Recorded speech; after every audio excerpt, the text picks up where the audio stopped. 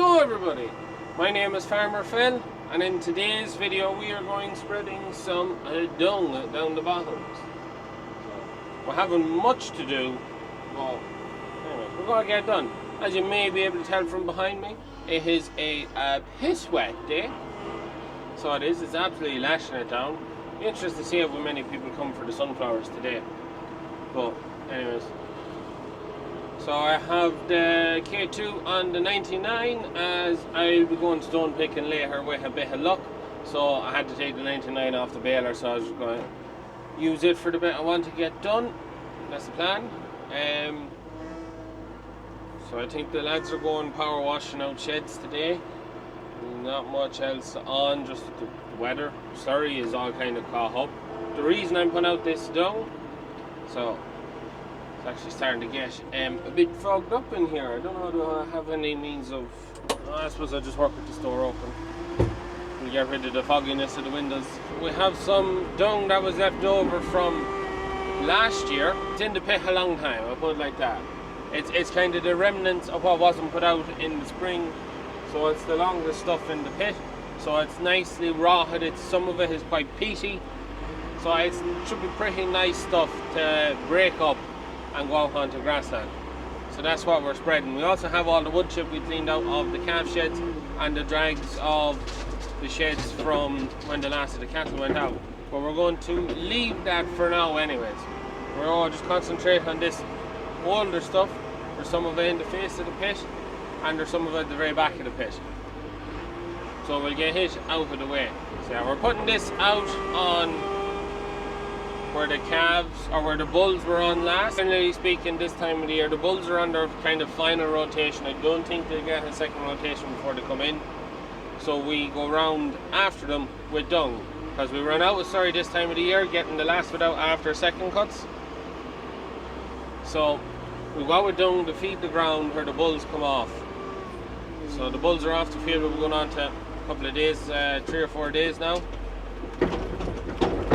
And then this will allow grass to come ahead for the calves, who should, their rotation should see them good for another month anyway. So I'll have a month to kind of feed the ground right down. It'll still be there to some extent, but it'll push on a bit of grass and it gets it out of the pit.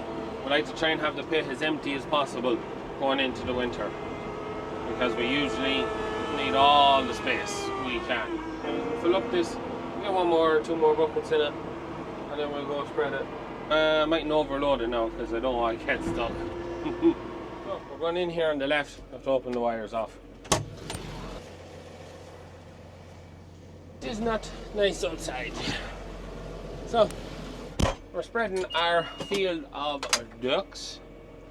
So we're spreading what we call the clump. It's the field that the calves come out to off the second feeder. So they come out here. It is, yes, quite dockish. We leveled off a hole there in the middle too. So I want to try and get all done, including below the clump, as we call it, the trees. That's why this was called the clump, because of the trees. But when we go down there, it could get soft, especially after the rain. Now it was dry, but that rain could have left it soft. So I can't top out here because of the boulders and stones, and it's just a no-go zone with this mower. I've done it before, the finger bar, but you'd be all day at it. So that's why we don't really do it, and that's why it looks how it looks. It does need some spraying. Maybe we might get it sprayed before the calves go out onto it next year. Well, a bit of luck maybe. Open our door. So we're going to be putting it out quite light. We're not going for a heavy spread. We don't need to go for a heavy spread. It's just a light little tickle just to bring on a bit of grass. The only problem I have now is I'm not sure. First load and go into the wet spot would never be the best idea. So it wouldn't. So I can go out here. There's a brow just round here. I'll swing back round on it. I'll empty off the load, this load, and then I'll chance out onto that. If I'm going to get stuck, I'm going to get stuck in that kind of matty looking grass in front of me. And that's because we can't top it. It always kind of looks like that, because we can never get rid of that kind of old buttiness to the grass. You can see there's a lovely example of why we can't mow. quite annoying. As part of our seeding program is to get around and get all these done. The issue we have is we can grow plenty of grass down here, but what ends up happening is we grow more, there's more grass than the animals are able to eat. We end up with paddocks that we can't mow that get too strong, and when you do get around to grazing them, you end up with this. You can't top them, you can't mow them, they're too strong when they can't get to it, and then it just goes kind of ratty for the rest of the year, is how I describe it. So it is something, that's why we're the seeding program, we'll be able to straighten all that out. The more paddocks I get mowable, the more I'm going to be able to manage that and stop the likes of this from being a common occurrence down the bottoms. But I actually think we're going to get on alright out here. We're just about down. Might just get this wee bit here covered. We'll go for a quick drive down and see how soft it is. I say it should be alright. I went to the far side of the clump, which usually that would be wet. Right, that's that done. Open the back window again. Better look at what's happening. A bit soft just coming out there. Bulls didn't actually eat this terribly well. We'll get on alright down here. So this would rarely get anything except for maybe a bit of bag fertilizer in the spring when it's dry enough, if it gets dry enough. So down here generally doesn't get much in the line of anything. So when we can, we try and get a bit on it. And yeah, no, we're going to get on 100%. There's enough of a mat of grass still there that we'll be able to travel that pretty much 100%. Should be no issues. Just keep the forward speed up, keep the wheels moving, and we should be sound. Bulls are just out in front of us there, they're on the well. So the old well for the house was behind the castle. That's why that's called the well field. So they are the same as this field, can't be mowed, topped, nothing done with it. So it's quite ratty looking too, so we'll get hit covered when they come off it. They might get another lock of days, then they're heading on down the bottoms, and as the bulls move, we'll try and come behind them, put our way down, and bring on a bit of grass for later in the year for the calves. Anyways, we'll go back into the yard, we'll get another load of dung. Should go alright now.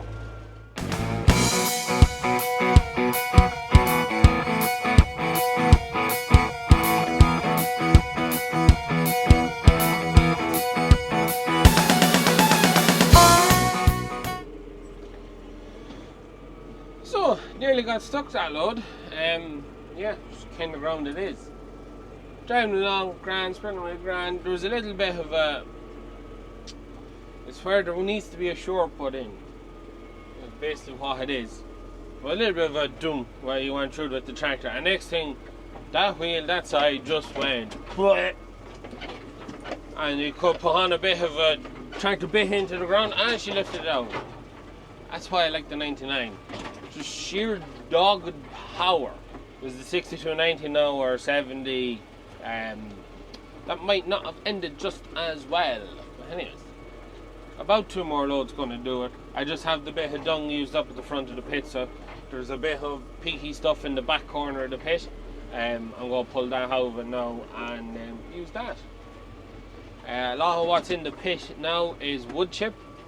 So from cleaning out the calf sheds, there's a small bit more to be done. Just waiting on the telly to get finished. Because the new old shed or the hay shed, nothing fits underneath the canopy except for the telly. So the telly's doing a machine that will clean it out. So just waiting on that to get finished up. I think he has it damn near finished to get the last of the wood chip out of the sheds, and then there'll be clean wash, clean run for power washing everything out. So we'll run like that. The boys in the shed enjoying their silage there behind us. Anyways, we'll get this filled up. 2 more loads should do the field. And yeah, job is so we're just putting up the last one here, and it has just turned really nasty. Like, I mean, there is a wind. I just lift this up. Can you see the wind coming off the edge of the shed there? See the trees? A wind out of nowhere, and absolutely bucketed it down. Rain. I'd say our sunflowers are gone flat. I just don't see how they're going to stick it. You can see the tree. It literally just come out of nowhere. I just seen the cattle baiting on across the field beside me there, and then next thing I knew, it was just out. Yeah, that's not going to bode well for crops, especially the sunflowers. It'll be quite top heavy, to be honest, all the crops, but the sunflowers, there's quite a bit of them gone down as it is. I could just finish them. One thing with the sunflowers though is any of the ones that have fallen over along the plants or that, they fall over, give them 2 or 3 days, you turn the ends up and they still keep growing and they still put up their flowers, so it's not the end of the world, just looking more tacky. Anyways, that's what's done now. That's the dung spread for today on this field, so give it another couple of days and we'll take into the field that the bulls are on. But yeah, that was just freak wind and rain out of nowhere. It's settled down now.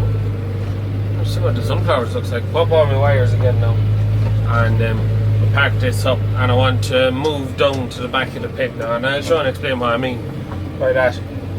That's the next job on the list, but I can get these wires back up here. So just in with the lads we put in the other day, I just want to show you the silage that come off the bottoms. We got it in a lovely and dry, but it's kind of like, you know, what do you call it? Really sweet smell, but quite stemmy of itself. Maybe not a lot of leaf, but it smells amazing.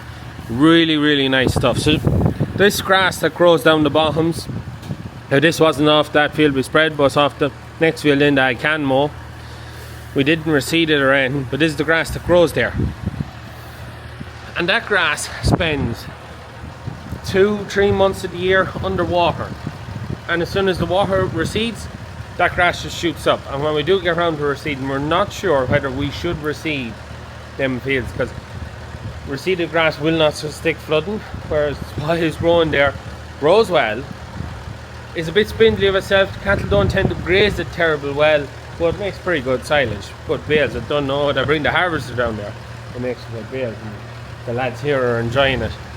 We'll just do the tally now to push that in. But anyways, so the job at hand now is we have our dung here, our wood chip that come out of the calf shed. So one shed was cleaned and we shoved it to the back after a couple of weeks, and then this shed I'm going to shove this back.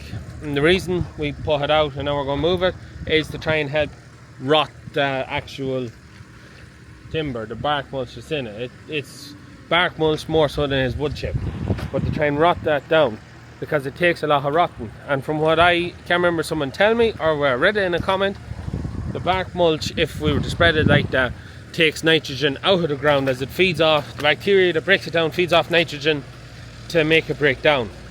So if you spread it before it's composted somewhat, you're going to rob yourself of nitrogen. So that is kind of where we're at with that. So, and I see people always turning piles of dung, so that's kind of what we said we'd do with that, to try and give it a hand in breaking down, because I don't want to be robbing grassland or tillage land of nitrogen, but I want to see that stuff broken down. So we're moving on anyways, go shove up to the back of the pit, tidy up the face of the pit, and yeah, leave the corner with the peat in it open so that I can get to it when I need to do more. So we'll just move this stuff down to the back. But what do you think? Later on in the back end, come say September, October, anyone who has used wood chip or bark mulch, would you be inclined to put it out at that stage, and how does it work for you? Or would you leave it in the back of the pit till the following spring and then put it out? That is kind of our debate. Now it doesn't look too bad now since we put it out. It does look quite composted, either that or that's just the dung, the straw that's mixed in with it. But it doesn't look too bad, you know. Yeah, that's just where we're at with that. We're not sure. So anyone who has used the bark mulch before, when do you spread out, what do you find with it? Just not sure when's the best time to go and get rid of it. Because if we can, we put it out this back end just to make sure that we have plenty of space in the dung pit for this coming winter's dung. Because we're always a bit tight in storage. We always end up having to go out with trailer loads of dung to tillage fields come the spring just to see us through. stuff back. There's good heat in it, you can feel it when you drive by it. Steam rising off.